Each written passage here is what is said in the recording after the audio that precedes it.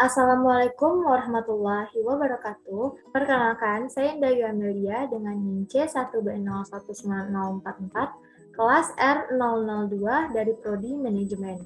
Pada kesempatan kali ini, saya akan mempresentasikan materi tentang komunikasi interpersonal dan ketegasan atau assertiveness. Baiklah, materi pertama yang akan saya jelaskan yaitu tentang komunikasi interpersonal. Apa itu komunikasi interpersonal? Jadi, komunikasi interpersonal merupakan jenis komunikasi yang terjalin secara harmonis, di mana masing-masing perilaku komunikasi dapat bertindak sebagai komunikator maupun komunikan secara bergantian dan dilingkupi dinamika psikologis yang begitu mendalam secara face-to-face. Hal ini dapat mencakup semua aspek komunikasi seperti komunikasi verbal maupun non-verbal, mendengarkan, membujuk, dan menegaskan. Kegiatan komunikasi interpersonal atau komunikasi antar pribadi merupakan aktivitas dasar manusia sebagai makhluk sosial. Adapun tujuan komunikasi interpersonal yang pertama, untuk memahami orang lain, yang kedua, untuk menambah wawasan, yang ketiga, untuk melakukan kerjasama, yang keempat, untuk mencari hiburan, dan yang kelima, untuk membantu sesama. Selanjutnya, hal-hal yang perlu diperhatikan dalam komunikasi interpersonal agar efektif.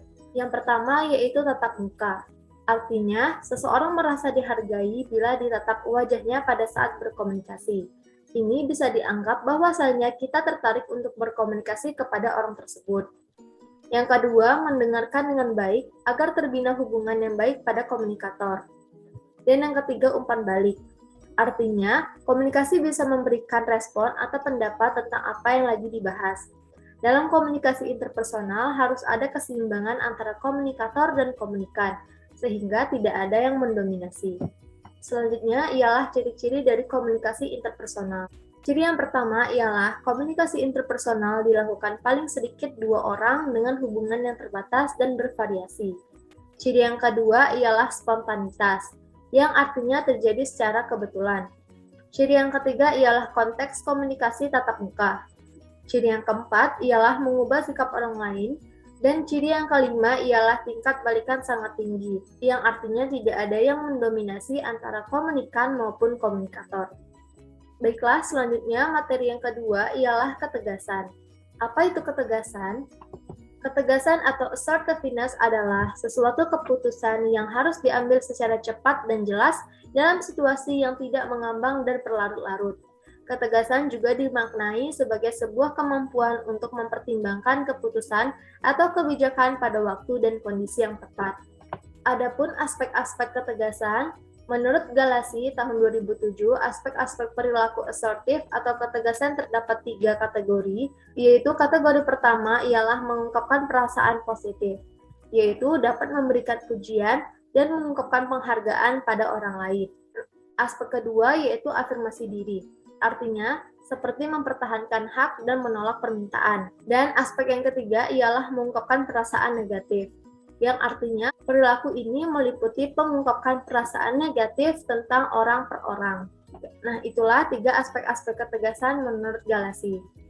Sedangkan menurut Wardani, beliau mengemukakan bahwa perilaku asertif dapat diamati dari aspek-aspek perilaku, yaitu seperti kontak mata, ekspresi wajah, postur tubuh, dan volume serta intonasi suara. Adapun ciri-ciri dari perilaku asertif, yang pertama menghormati hak-hak orang lain dan diri sendiri. Ciri yang kedua ialah berani mengungkapkan pendapat secara langsung. Ciri yang ketiga ialah kejujuran. Ciri yang keempat memperhatikan situasi dan kondisi. Serta ciri yang kelima ialah bahasa tubuh. Selanjutnya, adapun manfaat perilaku asertif. Jadi, seseorang yang memiliki keterampilan ketegasan tentu akan merasakan manfaatnya pada diri sendiri. Manfaat pertama yang akan dirasakan ialah dengan mengungkapkan diri kepada orang lain, individu tentu akan terbantu untuk tetap berusaha memahami perasaan dan ide pada diri sendiri. Dan manfaat yang kedua, membuat pribadi lebih menarik, karena dapat berkomunikasi dengan lebih mudah dan dapat menunjukkan keadaan yang sebenarnya. Dan manfaat yang ketiga ialah dapat menambah perasaan sehat dan memungkinkan seseorang untuk memperoleh penghargaan sosial serta merasa senang. Dan pada akhirnya, Perilaku ketegasan akan bermanfaat untuk berkomunikasi dengan orang lain secara lebih efektif. Baiklah, sekian pemaparan saya pada kali ini. Semoga pemaparan yang telah disampaikan dapat berguna dan bermanfaat untuk kita semuanya. Terima kasih banyak buat yang sudah memperhatikan presentasi ini pada akhir. Saya akhiri dengan wabillahi taufiq walhidayah. Wassalamualaikum warahmatullahi wabarakatuh.